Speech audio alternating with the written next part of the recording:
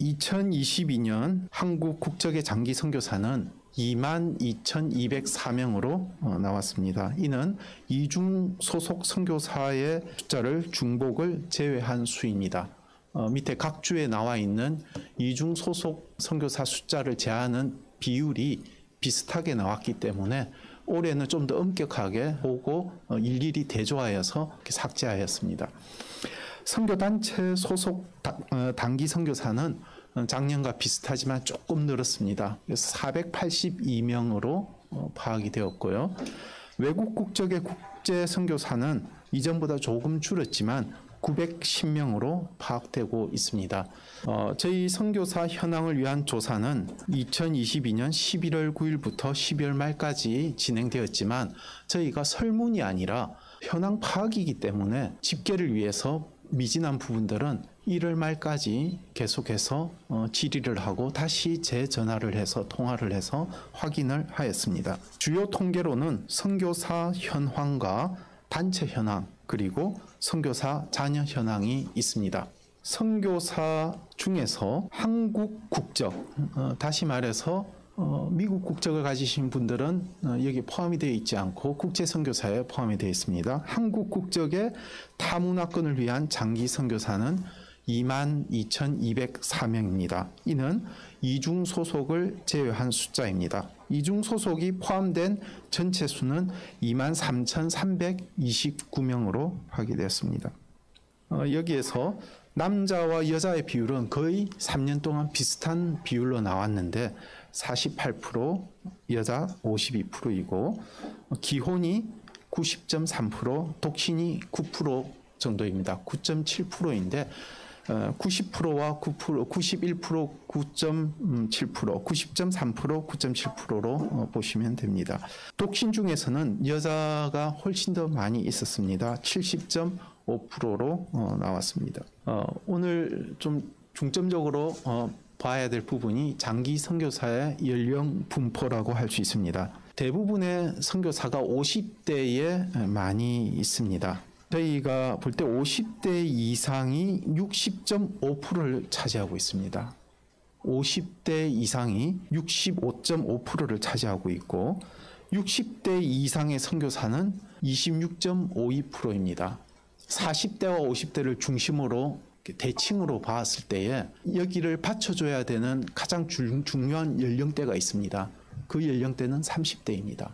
30대가 이후 10년에 40대가 되고 또 40대 중반이 되는데 우리 선교의 미래에 굉장히 중요한 부분입니다. 따라서 가장 유의해서 보아야 될 부분이 30대입니다. 하지만 대칭적인 60대에 비해서 매우 작은 숫자입니다. 그래서 저희 한국 선교 현황에 있어서 이 30대 부분은 좀 어려운 또 난관이라고 생각이 됩니다. 저희가 장기 선교사 평균 연령을 대학 졸업하고 29세 이하이지만 25세에서 5살을 더하고 70세 이상도 5살 더할 때 74세, 25세에서 74세를 균등 분포를 했을 경우에 평균 연령이 나옵니다. 저희 선교사 평균 연령은 2020년 처음 발표했을 때 52.1세, 그 다음 해에 52.5세, 0.4, 0.5세가 1년마다 늘어나고 있었습니다. 2022년 올해 저희 발표할 때에 53.1세입니다. 저희 한국 평균 나이가 44세인가요? 제가 정확하게 기억 못하지만 그 정도가 되고 미국과 중국이 저희보다 훨씬 낮습니다. 53세의 평균 연령을 가진 한국 선교사가 아프리카 평균 연령 20대 미만입니다. 아시아가 30대입니다. 세대 차이가 좀 많이 나고 있기 때문에 저희 선교의 지속성을 위해서는 좀 한계가 보이는 부분으로 보입니다. 무조건 한계로 여길 수는 없겠지만 경험도 있고 여러 가지 좋은 점도 있습니다. 연령이 높은 것은. 하지만 30대와 40대가 부족한 것은 저희가 좀 더 노력해야 될 부분이라고 봅니다. 저희 크림의 통계 부분의 비율만 가지고 왔습니다. 2012년과 2020년 이후는 지금 통계를 봤는데 보시면 초창기 선교가 시작이 되었을 때에 50%가 넘는 숫자가 30대였습니다. 사회에서나 교회에서 선교의 당위성이 높아지고 그러한 가운데에 많은 30대의 젊은이들이 헌신했습니다. 여기에 비해서 50대와 60대는 선교 초창기에 상당히 저조했습니다. 그러나 지금 이렇게 30년이 지나고 시간이 많이 지난 다음 볼 경우에 60대가 급격하게 늘어나고 있고 50대도 꾸준히 상승되고 40대는 중간을 차지하고 있습니다.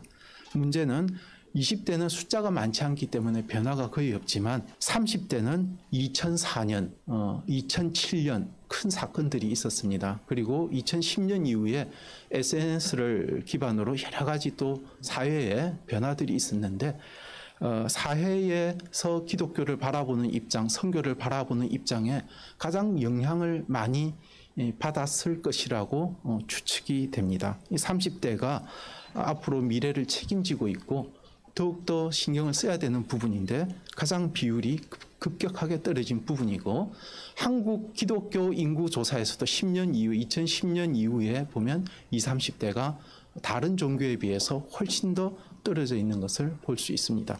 따라서 한국 교회가 회복되고 또 선교가 회복되는 것은 저희 젊은 세대에게 선교가 왜 중요한지 그리고 하나님 나라를 위해서 헌신하는 것이 얼마나 중요하고 사회를 위해서도 얼마나 좋은 일인지 이러한 부분에 당위성과 또 그러한 공공성을 잘 이뤄가야 될 것이라고 여겨집니다. 은퇴 선교사 부분도 못지않게 중요한 부분으로 나와 있습니다. 고령화 시대에 바라봐야 될 것은 젊은 세대를 동시에 바라봐야 되고 또 은퇴하시는 분들을 바라봐야 됩니다. 2022년 한 해 동안 은퇴 선교사는 0.9%입니다. 이전에 저희가 예측하기로는 많은 부분들이 한 800명, 700명, 1000명까지도 한 해에 은퇴 선교사가 나올 것이다라고 예측을 했었지만 실제 지금 현재 2020년 이후에 와서 3년 동안 추이를 살펴보면 한 해 200명 정도입니다. 180, 190, 200. 그 이유는 여러 가지 이유가 있을 것입니다. 저희가 뒤에 조사했지만 은퇴 규정도 있을 테고 또 은퇴 후에 한국에 들어와서 어떻게 생활을 영위해야 되는지에 대한 어려움도 작용할 수 있을 것입니다. 따라서 이 지금 은퇴 선교사의 비율도 매우 중요합니다. 왜냐하면 은퇴하지 않고 남아있는 선교사가 많이 있기 때문입니다. 은퇴한 202명에 대한 단체에 물었습니다. 이분들이 은퇴 이후에 선교 사역을 그냥 중단하고 삶을 쉬고 계시는지 아니면 선교 사역을 지속하고 있는지 문의했을 때 지속적으로 3년간 지속적으로 볼 때에 꾸준히 증가했습니다. 작년보다도 훨씬 증가했고요. 그래서 계속 지속하는 비율이 높아질 것으로 보입니다. 그래서 거의 60%에 육박하게 은퇴 이후에도 사역을 지속한다라고 되어 있습니다.